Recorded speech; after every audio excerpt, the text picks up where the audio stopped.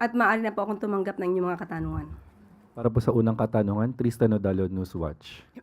Hi, good afternoon, Yusek. Yusek, I'll start with the recent claims of Senator Alan Peter Cayetano na sinabi niya pong nireject ni Pangulong Marcos yung kanyang panukalang 10,000 cash assistance noong 2022. Sabi niya, despite saying that the government could already afford it.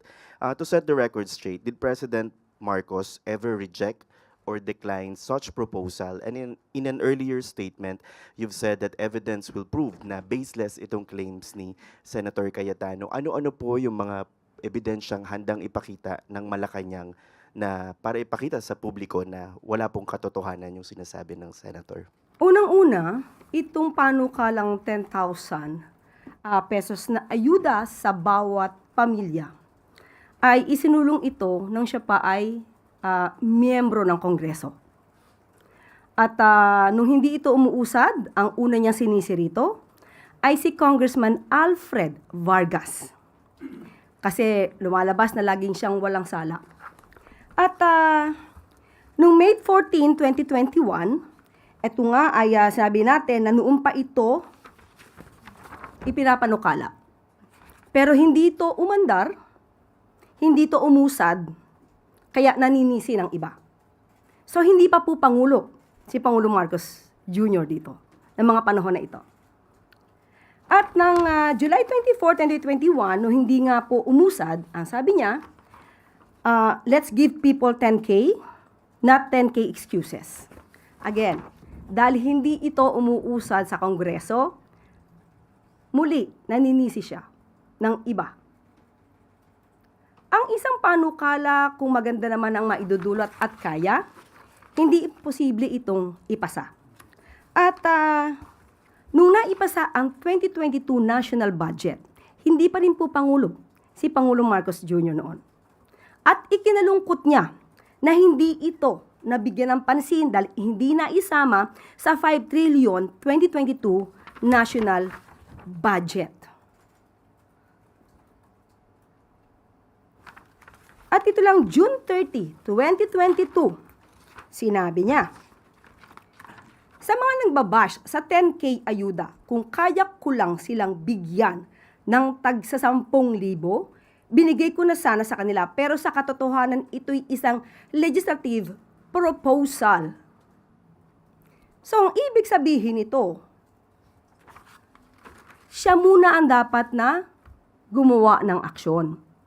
Kailangan niya muna itong paaprubahan sa Kongreso, sa House of Representatives, at saka sa Senado. Kung wala pa po siyang nagagawa, wala pong masasabing ni-reject ang Pangulo dahil wala po nga siya nasisimulan. Itong mga kahinaan ni Senator Alan Cayetano, kabagalan, at hindi at walang kakayanan sa pagtupad sa kanyang pangako, ay huwag niya pong ipahid sa ibang tao. Akuin niya mismo kung ano ang kanyang kakulangan. Ipinangako niya po itong 10K kada pamilya. Hindi na nga po umusad nung siya ay miyembro ng Kongreso. Pero ginawa pa po niya to na pangako sa kanyang pangangampanya. Huwag niya naman sanang gayahin yung pangakong ala jet ski na pang kampanya lang. Sa kasagsagan din po ng mga nire-reveal ni Senator Cayetano na dawit niya na nga rin po si Senator Ping Lacson. And you have Senator Ping Lacson saying that the Senator Cayetano may have inserted billions worth of infrastructure projects in the 2025 budget and said that his camp is developing evidence including information about an alleged bagman. Kung mapapatunayan pong may mapapakitang ebidensya si Senator Lacson, will Malacanang support an investigation by other agencies such as Ombudsman, DOJ, and other appropriate agencies to look into this? Kung ano po ang ebidensya na mailalatag, kahit sino pa po yan, kamag-anak, kaibigan, kaalyado, kahit anong kulay yan, ang gusto ng Pangulo, mapanagot ang dapat na mapanagot, pero ebidensyang mayroon po talagang lehitimong ebidensya. Hindi gawa-gawang mga kwento. Hindi gawa-gawang mga ebidensya. Hindi gawa-gawang intriga. Hindi nagpaplanta ng ebidensya. Dapat totoong ebidensya. Kung may ebidensya, ilahad. At isampahan ng kaso kung dapat na mapanagot ang mga involved dito. Quick follow-up na lang po, ma'am. Related pa rin dito sa issue on Senator Cayetano. Sabi po ng NBI din, kung ready kung kakailanganin, baka pwedeng mapatawag si Secretary Vince Dizon in their probe sa 2019 SEA Games. Sa ngayon po ba, ma'am, buo pa rin ang tiwala ng Pangulo kay Secretary Dizon kung maungkat man itong 2019 SEA Games issue? Sa ngayon po, lahat naman po ng miyembro ng gabinete ng Pangulo ay siya po ay may tiwala. Hanggat wala naman pong naipapakita pang anumang ebidensya na maaaring magsangkot sa mga miyembro ng gabinete patungkol sa korupsyon, nananatili pong tiwala ang Pangulo. Sunod po na tanong, Let Narciso, DZRH.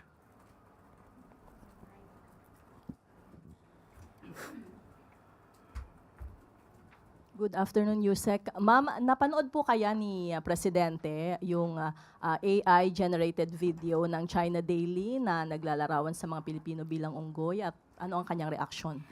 Opo, napanood niya po to at nag-report naman din po ang si Secretary Tess Lazaro, si Secretary Gibo Teodoro. At nakita na po natin kung ano pong mensahe ng mga ahensya. At ito po ay sinusuportahan po ng Pangulo. Ano pong reaksyon niya nung napanood niya? Lahat ng Pilipino, hindi na natin kailangang makita kung anong reaksyon ng Pangulo dahil kahit sino man sa Pilipino, hindi magiging maganda ang pagtanggap, hindi matatanggap yung ganung paglalarawan sa mga Pilipino na bilang unggoy. Siguro meron lang tayo ilang opisyal na tanggap na sila unggoy, pero ang Pangulo ay hindi. Si Senator Risa Hontiveros urged Malacanang to summon the Chinese ambassador. Will the palace do it? Ang po natin ay gumagawa na rin po ng aksyon si Secretary Tess Lazaro patungkol po dyan. Kung ano po ang balak ng Senado, nasa kanila po yan at mandatory naman po nila na alamin ang mga pangyayaring ito at para maipakita din sa ating mga kababayan na kinukundina natin ang anumang pagmamaliit sa mga kapwa nating Pilipino.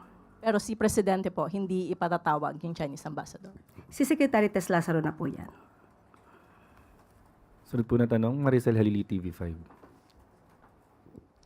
Good afternoon, Yusek. The Ombudsman mentioned that they are planning or the charges against former House Speaker Martin Romualdez is nearing the preliminary investigation.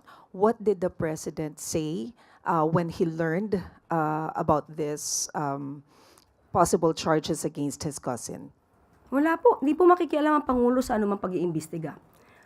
Sabi nga po natin, at ang sabi rin po ng Pangulo, kahit sino po ang maapektuhan nito, kung saan po pupunta ang ebidensya. Sundan na lang po natin. So, kung ano po ang mangyayari sa anumang pag-iimbestiga dito, hindi po makikialam ang Pangulo at tatanggapin po ito.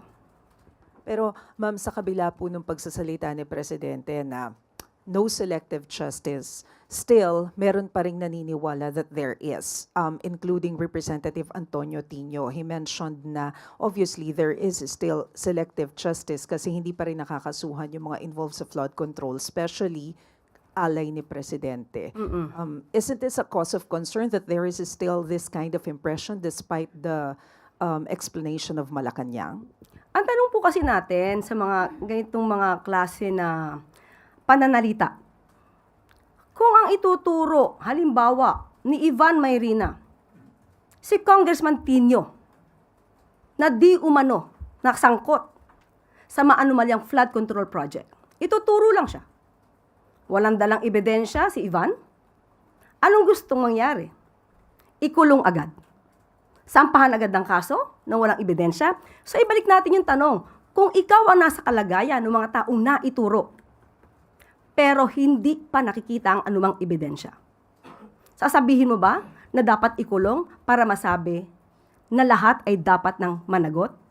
Hindi po ganyan ang hustisyang umiiral dito sa ating bansa. Due process. Kaya nga, kung sino man, kung may magtuturuman kay Congressman Tinio, tingnan natin kung ano maging reaksyon niya. Dapat ba siya agad ikulong? Dapat ba siya agad simpahan ng kaso? Dito po ang umiiral ebidensya. So sa mga nagsasabi na hindi pa lahat napapanagot, tandaan po natin, kailan ba nag-start yung salitang mahiya naman kayo ng Pangulo? That's July. Kailan nag-start halos ang pag-iimbestiga? September, October? Anong buwan pa lang ngayon? Yung mga hindi halos sanay sa mga humaharap sa korte o nagsasampa ng kaso, pwede na sabihin na nababagalan sila. Pero sa realidad, pag kayo po mismo ang nandoon at nagsasampa ng sa kaso, malalaman nyo na ito na ginagawa ng ombudsman, ng DOJ, ay napakabilis na po. Kung makikita nyo po kung gaano kakakapal ang mga files na sinasampa, nakita natin minsan si Assistant Deputy Assistant Ombudsman Miko Clavano, meron pa po siyang kailangan dalhin na lagayan yan para ito ay maitulak papunta lamang sa lugar, kung venue, kung saan to isasampa. Hindi po ganon kadali na magsampa ng kaso. Na isang turo mo lang, ikaw ay kakasuhan na. So, kung meron namang ebidensya si Congressman Tinio laban dun sa mga inaakusahan niya, kompleto siya ng ebidensya. Ngayon pa lang, isampa niya na. Mas maganda pong maisampa niyo na dahil yan naman din po ang gusto ng Pangulo, managot ang dapat na managot. So lahat ng mga naiinip, kung meron na kayong ebidensyang konkreto, go ahead and file the cases now. Sunod na tanong, Christian Bascones, PRTV.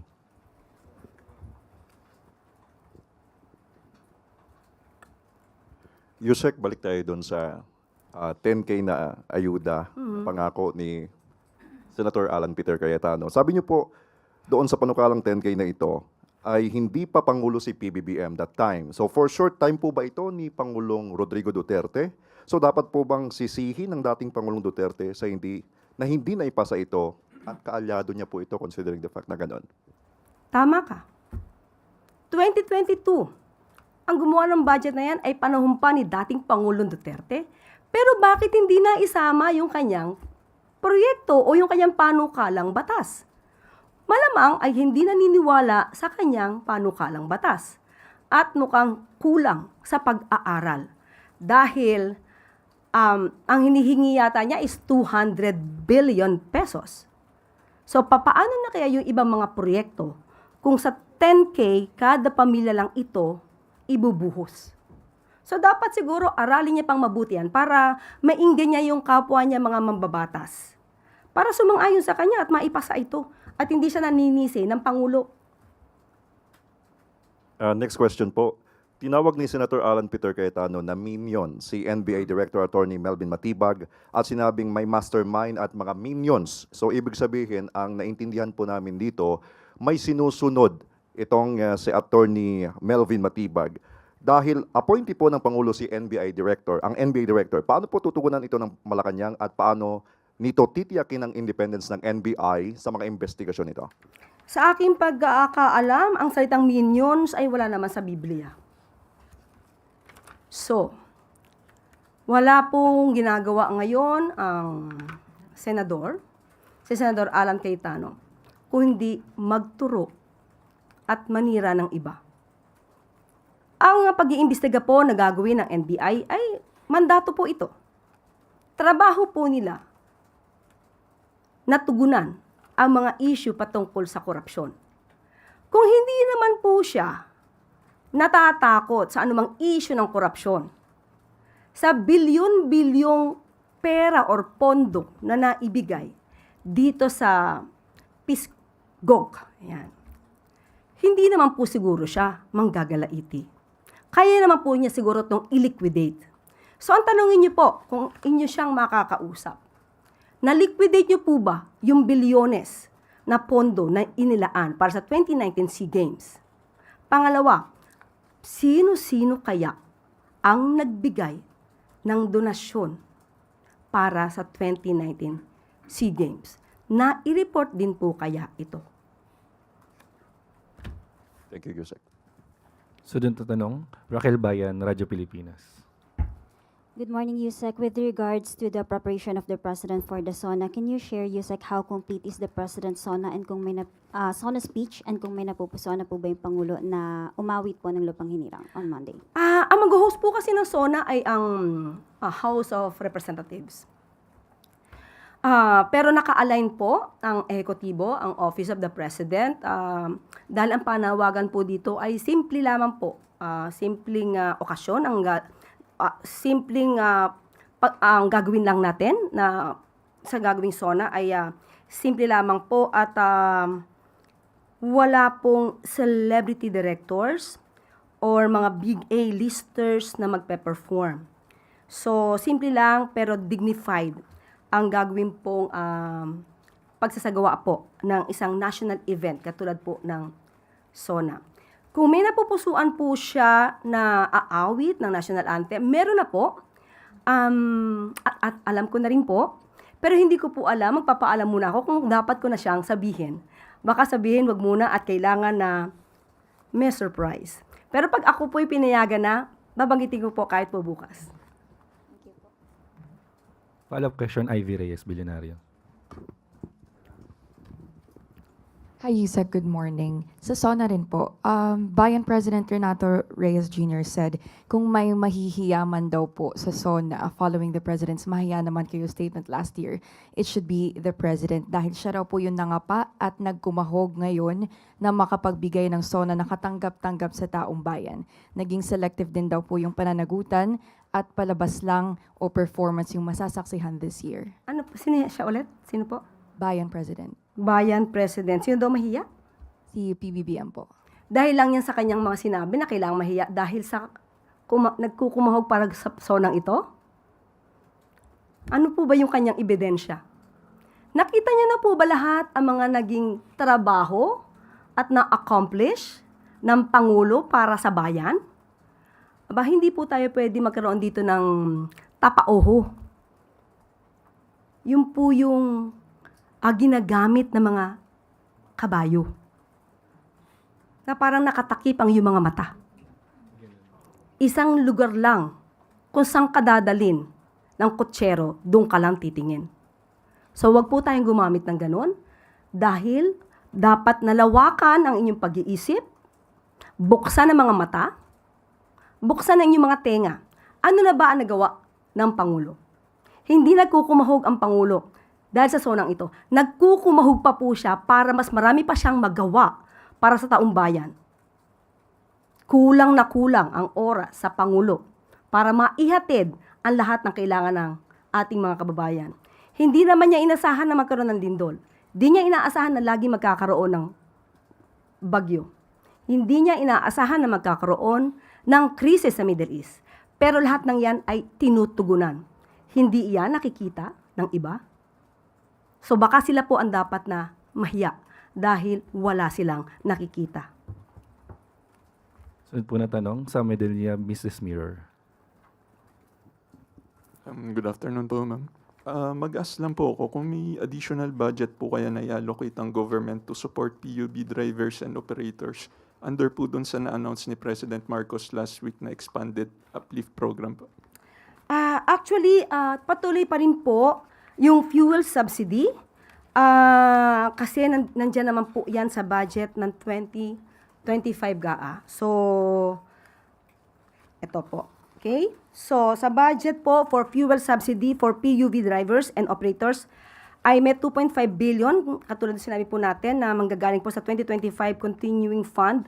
At ang fuel subsidy program or Pantawid Pasada program ay tuloy-tuloy pa rin po.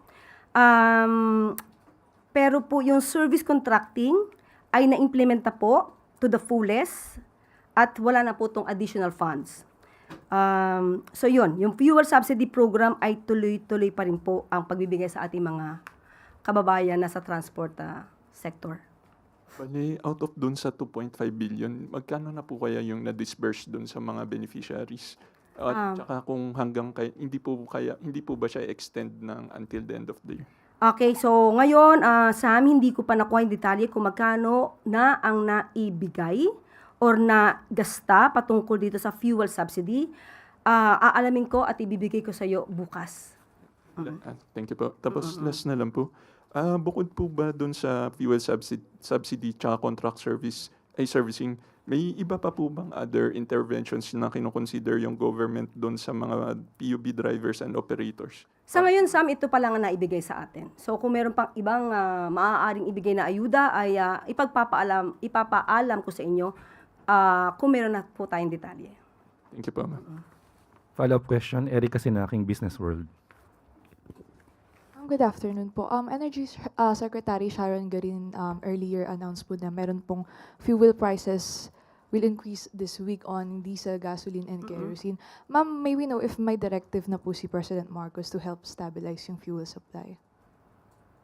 Wala pa po sa ating ipinarating sa ngayon, pero alam naman natin na continuous ang order ng Pangulo sa lahat ng ehensya, especially kay Secretary Sharon Garin, para po ma-stabilize ang mga presyo ng fuel. At alam po natin kasi nagtutuloy pa rin po yung crisis sa Middle East. So tuloy-tuloy pa rin po ang pag-monitor dito. Okay po, ma'am. Yung following din po yung July 8 na na-lift po yung LPG and kerosene excise tax suspension. Is the government currently reviewing to reinstate po yung excise tax on petroleum products? Ngayon, wala pa tayong impormasyon patungkol dyan. Pero ipapaalam ko po at para malaman natin na update. Thank you po. Student na tanong, Tristan Odalo, Newswatch. Hi, good afternoon, Yusek. Well, the Philippines and the United States are eyeing a November signing of the Pax Silica Framework Agreement according to the BCDA. However, there's an ongoing online discussion on who stands to benefit actually from this initiative. You have critics saying, lawmakers and civil society groups warning that this could deepen the country's involvement in the US-China strategic rivalry, could expose the Philippines into security threats, foreign control of critical minerals, environmental impacts, and possible displacement of communities. Maybe how does Malacanang ensure that there will be safeguards in the framework agreement to protect the country's interest and transparency is guaranteed in every step of the way? Alam naman natin na ang Pangulo patungkol sa ating karapatan, sa ating interes sa West Philippine Sea, ang relasyon sa China, ito ay dinadaan sa diplomatikong pamamaraan. Walang anumang ginawa ang Pangulo at ang administrasyon na ito para mag-provoke ng war. So, kung meron man tayong pinag-uusapan tungkol sa pagpasok nito ng Pax Silica, ito po ay para sa atin at para sa mga kababayan natin. At sinisigurado po ng Pangulo na lahat ng po na gagawin ay naaayon sa batas at hindi po maaaring makasira ito ng ating environment o maka-displace man ng ating mga kababayan ng walang anumang kapalit. So, minabuti po natin na alamin dahil nakita po natin to at nagba-viral sa SOCMED ang issue patungkol sa tubig. Kaya inalam po mismo natin mula kay sa Executive Director Bill Sevilla ng NWRB. Ito po ang kanyang mensahe para po mawala po yung agam-agam ng ating mga kababayan. We would like to confirm that the available water sources within the project area are sufficient to meet the total water demand of the proposed project without adversely affecting the local water supply. The project is being planned and developed with the clear commitment that the water needs of surrounding communities will remain the foremost priority and will not be compromised at any stage of implementation or operation. All planning and development activities are being undertaken in close coordination with the Bases Conversion and Development Authority. In addition, the National Water Resources Board and the Department of Environment and Natural Resources are working collaboratively to oversee and monitor water resource allocation. The coordinated approach helps ensure that water utilization remains sustainable, environmentally responsible, and aligned with broader national development objectives while safeguarding reliable water access for host and neighboring communities. At pati na po ang DNR ay nagbigay na rin sila ng kanilang mensahe dahil i-maintain nila at i-mitigate nila or rather magkakaroon po ng pag-aaral patungkol po sa environmental impact nito. So, sisiguraduhin nila na mayroong environmental impact statement and environmental management plan. At magkakaroon din po ng regulasyon sa pamamagitan po ng Environmental Management Bureau, multi-partite monitoring teams ay gagawin po regularly.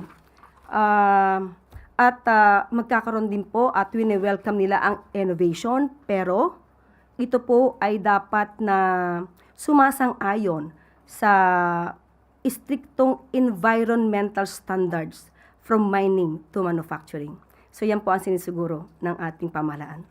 And just to make sure na yung issue rin po ng foreign control and foreign influence, talaga pong pangahawakan ng Pilipinas na nasa atin pa rin yung control over this project. Sinabi naman din po ng Pangulo noon na we will not surrender even a square inch of our territory to any foreign power. So sa lahat naman po ito, hindi lang sa isang bansa, sa lahat po ito. Follow-up question, Allen Limos, The Manila Times. Hello po. Just to follow up on the Pax Silica issue po, reports on the ground indicate din po na there are farmers po that are being asked na madi-displace daw po sila because of the Pax Silica issue. Ano pong measures natin regarding that po? Alam po natin na ang puso ng Pangulo ay nasa mga magsasaka. Yan din po ang inuuna niya, ang mga magsasaka, dahil unang-una para sa food security. Kung meron man na madi-displace ng mga farmers, sisiguraduhin po ng gobyerno na hindi po sila mawawalan ng kanilang pagkakakitaan kung yan po ang mangyayari. Pero sa ngayon po ay wala pa pong nakikita pong ganyan. Sunod na tanong, Eileen Taliping, Abante. Good afternoon, Yusek. Last week, sunod-sunod yung mga crimes. May direktiba ba si Pangulo dito sa mga nangyari? Una kasi napatay yung American, yung marine biologist. And then yung vlogger na supporter ni BBM. And then yung motor rider. Ano po, may directive po ba ang Pangulo sa PNP and DILG? And may concern ba ang Malacanang sa mga nangyayaring to? Alam po natin at kare-report lang din po ng PNP na yung crime rate ay bumaba ng 20.6% from 9,506 cases from January 6 to April 5 to 7,883 cases from April 6 to July 4. So yung mga nababalitaan po natin, dahil po sila ay mga nasa news, of course, makikita natin at mababalitaan po natin, hindi po ikinatutuwa ng pamahalaan na may nangyayaring ganitong mga krimen. Kaya pinapaigting pa po ng PNP ang kanilang mandato para sa mas protektadong komunidad at mas mabilis na pagresponde sa mga nangyayaring ganitong kaganapan. One last. May tulong po ba na ibigay doon sa supporter ni BBM? Hindi po siguro sa akin dapat manggaling yan. Nabanggit na po yan ng mga kaibigan nung vlogger. Sila na po ang nagpatotoo. At gusto ko lang po kasing ipaalam sa inyo kung sa mga ganitong pangyayari, hindi lang dahil sa vlogger na to, sa mga kabayan natin na nasasawing palad, hindi po ipinapaalam ng Pangulo ang tulong na ipinapaabot niya. At ang tulong ay nanggagaling sa puso at hindi para mamulitika. So, hindi po namin sinasabi kung ano man yung itinutulong ng Pangulo. Thank you, ma'am. Sunod na tanong, Ace Romero, Philstar. Yusek, may we just ask kung merong scheduled courtesy call si State Secretary Marco Rubio on the President? Meron po. Kailan po and ano kaya yung mga topics na pag-uusapan sa kanilang meeting? Ibibigay ko po sa inyo yung detalye kapag ako po ay nabigyan na ng bas-bas na magsabi patungkol dito. Salamat po. So, I follow-up question, Sir Ivan Mayrina, GMA7. Tungkol po dito sa nabanggit ninyong yung report, quoting the report of the PNP, down daw po ang crime incidents. But how does the government, how does the palace respond to feelings of insecurity or feelings of the general public that that society these days is less safe than for example the previous administration? Ano ho yung how do you respond to that? Yun po ba ang pananaw ng ibang tao? Siguro kung yan ang pananaw ng ibang tao, iba naman po ang nakikita natin na data or data. May nakikita po tayo, yes, dahil naibabalita. Pero sa kapangkalahatan sa buong Pilipinas, may mga lugar po tayo na nai-report din po ng PNP na wala pong nangyayaring krimen. Nagkakaroon lang po kasi at naha-highlight dahil nakikita po natin sa balita. Pero, again, hindi po natin ito maaari ipagpunyagi dahil hanggat maaari ay zero crime ang Pilipinas. Pero, that's not the reality. Ang PNP pa rin po ay gumagawa lahat ng aksyon para matugunan ang kanilang ang pangangailangan ng ating mga kababayan para sa proteksyon. At makikita naman po nila at na-report na kung may nagawang krimen ay napakabilis din po nilang rumisponde. Sunod na tanong, Harley Valbuena, IBC 13.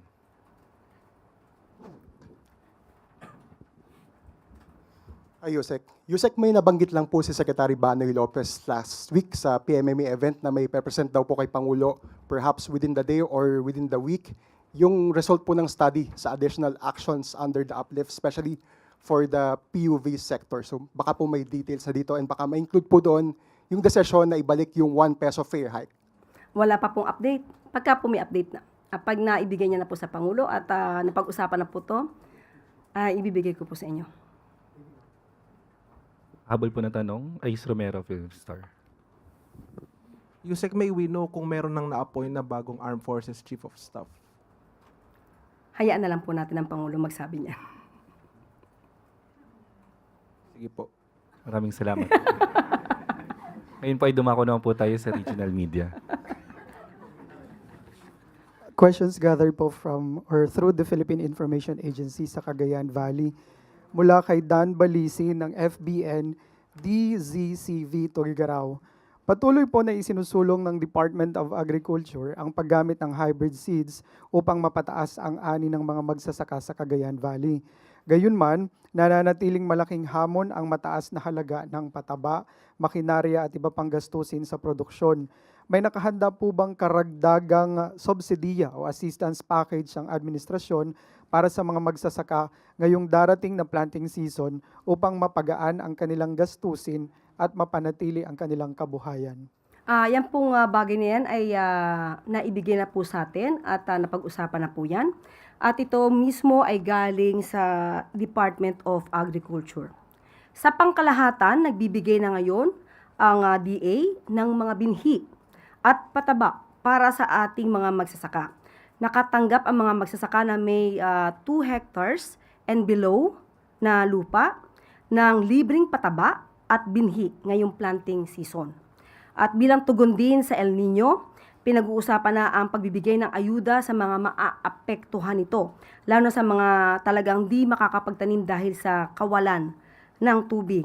At magkakaroon din po ng cloud seeding operation sa linggong ito sa Magat Dam upang madagdagan ng tubig sa Magat Dam na sumusuporta sa mga magsasaka para sa kanilang patubig. Katuwang ang DA ang Philippine Air Force para sa proyektong ito. Sunod na katanungan mula kay Teddy Gamas ng Novelco Kidlat Radio FM. Matagal nang kinakaharap ng Nueva Vizcaya ang matinding pagsisikip ng daloy ng trapiko, lalo na sa mga bayan ng Diadi at Santa Fe. dahil sa road repairs, aksidente at pagdaan ng mabibigat na mga sasakyan. Kinilala na rin ng Provincial Development Council at Regional Development Council ang pangangailangan sa pagpapalawak ng National Highway. Maaari po bang matulungan ni Pangulong Ferdinand R. Marcos Jr. na mapabilis ang implementasyon ng road widening project upang mabawasan ang traffic congestion at mapahusay ang kaligtasan ng mga motorista? Yan ang timing. Dahil nakausap natin si Secretary Vince Dizon at pupunta siya at bibisita siya sa nasabing lugar at pabibilisan ang mga proyektong katulad ng road widening ng National Highway tulad ng ginagawa sa Maharlika Highway ngayon at sa iba't ibang parte ng bansa. So makakaasa po sila at bibisitahin po ni Secretary Vince ang nasabing lugar. Huling katanungan po mula kay Wilma Baliton ng DWRV Bayumbong. Nagsusulong ang pamahalaang panlalawigan ng Nueva Vizcaya sa pangunguna ni Governor Jose Gambito ng rehabilitasyon ng Bagabag Airport upang mapalakas ang turismo at pamumuhunan sa lalawigan. Bagamat naglaan na ang Department of Transportation ng paunang pondo para sa rehabilitasyon, maaari po bang suportahan ni Pangulong Ferdinand R. Marcos Jr. ang pagpapabilis ng proyekto at ang paglalaan ng karagdagang pondo upang ganap na maisakatuparan ang modernisasyon ng paliparan? Nakausap natin si Secretary Banoy Lopez at iniutos sa kanya na i-prioritize ang Bagabag Airport. Ito po ay popondohan at sa ngayon po ay maglalaan muna, kinausap po ni Secretary Banoy ang CAAP na maglaan muna ng pondo habang hinihintay po ang budget mula sa 2027 GAA. Wala na pong katanungan, balik na po sa iyo, Yusek.